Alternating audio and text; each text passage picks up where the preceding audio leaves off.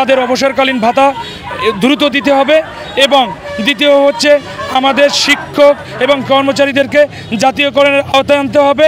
তৃতীয়ত হচ্ছে আমাদের এই বৈষম্য স্বীকার হওয়ার জন্য যে দায়ী সেটা হচ্ছে আমাদের এই বর্তমান পরিচালক জনাব আবুল বশর, তার 24 ঘন্টার ভিতরে অপসারণ করতে হবে এবং এখানে যদি কোনো ধরনের অপ্রীতিকর ঘটনা ঘটে এর জন্য এই পরিচালকই দায়ী থাকবে, আমরা তাকেই দায়ী করি। প্রথম দাবি হচ্ছে জাতীয়করণ, দ্বিতীয় দাবি হচ্ছে অবসরকালীন সুবিধা ভাতা দিয়ে দেওয়া এবং অন্যান্য ভাতা দিয়ে দেওয়া। যে সমস্ত স্কুলের নিজস্ব ভবন আছে সেখানে আসবাবপত্র তৈরি করে দেওয়া। এক কথায় আমাদের জাতীয়করণ চাই এবং এর সঙ্গে আনুষঙ্গিক সমস্ত প্রকার সুযোগ সুবিধা চাই।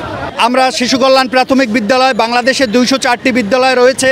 আমরা সমাজের দুস্থ, এতিম, অসহায় এবং ঝরে পড়া শিশুদের নিয়ে কাজ করি, যেটা প্রাথমিক শিক্ষার সবচেয়ে গুরুত্বপূর্ণ একটি বিষয়। অথচ দেখা যাচ্ছে 1989 সাল থেকে পথকলি ট্রাস্ট নামে চলিত এই বিদ্যালয়গুলো পরিচালিত হলেও বিভিন্ন সময় আমরা শুধু বঞ্চিত হয়েছি। এই অবহেলিত শিশুদের মতো অবহেলিত শিক্ষক হিসেবে আমরা সমাজে প্রতিষ্ঠিত হয়েছি। বর্তমানে আমরা উপজেলায় কোনো সম্মান পাই না, ওইভাবে অধিদপ্তরে সম্মান পাই না, আমরা বিভিন্ন ভাতা পাই না, আমাদের জাতীয়করণ নাই। অথচ আমরা সরকারি সব স্কুলের মতন সমানভাবে কাজ করি এবং আমরা সব দিক থেকে বঞ্চিত হই। এখন বর্তমানে আমাদের যে পরিচালক মহোদয় আছে সে নিয়ে স্বৈরাচারী ভূমিকা পালন করে 3.5 বছর পর্যন্ত সবচেয়ে বেশি ইতিহাসের সবচেয়ে বেশি ক্ষয়ক্ষতি করেছে এবং শিক্ষকদের বঞ্চিত করেছে। আমাদের 6 মাস, 1 বছর, 1.5 বছর বিভিন্ন শিক্ষকদের বেতন বন্ধ রেখেছে এবং বিভিন্ন কারণ দেখে, কারো জমি নেই, কারো কাগজে সমস্যা, বিভিন্ন কারণে তিনি একবারও ভাবলেন না যে অসহায় এবং শিশুদেরকে পড়াশোনা করাচ্ছে সেই শিক্ষক মাসের পর মাস কী খাবে, তার বৃদ্ধ মা বাবা কীভাবে চিকিৎসা নেবে, তার সন্তানরা কী খেয়ে বেঁচে থাকবে।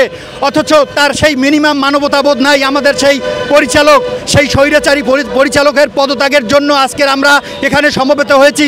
বাংলাদেশের বিভিন্ন প্রান্ত থেকে আমরা এখানে এসেছি।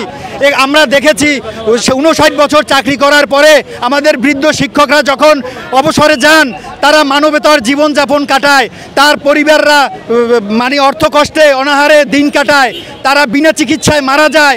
ইতিমধ্যে আমাদের কয়েকজন শিক্ষক মারাও গেছে, জানি না এর ফল কবে হবে।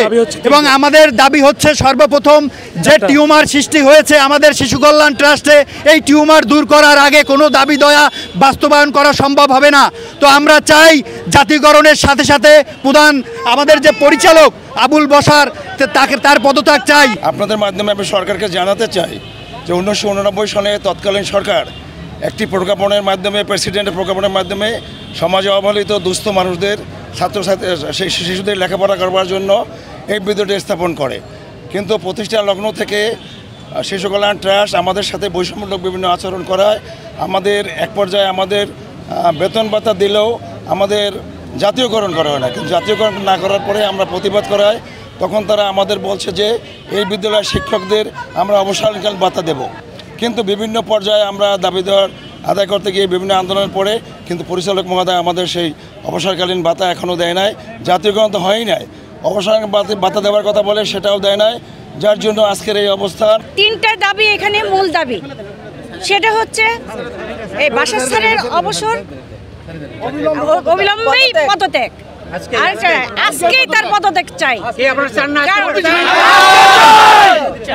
এবং দ্বিতীয় হচ্ছে অবসরে যারা গিয়েছেন, এখানে অনেকেই মারা গেছেন, তারা কোনো ভাতা পায়নি। আর তৃতীয় হচ্ছে আমাদের 13 সালে যে জাতীয়করণ করা হয়েছিল, সে 13 সালের মতোই আমাদের স্কুলগুলো পরিচালিত হবে, সেটাও আমাদের হয়নি। এটাও আমাদের আজকের দাবি। আমার প্রাণের শিক্ষক শিক্ষিকাগণের দাবি দাওয়াগুলো ইতিমধ্যে আপনারা শুনেছেন।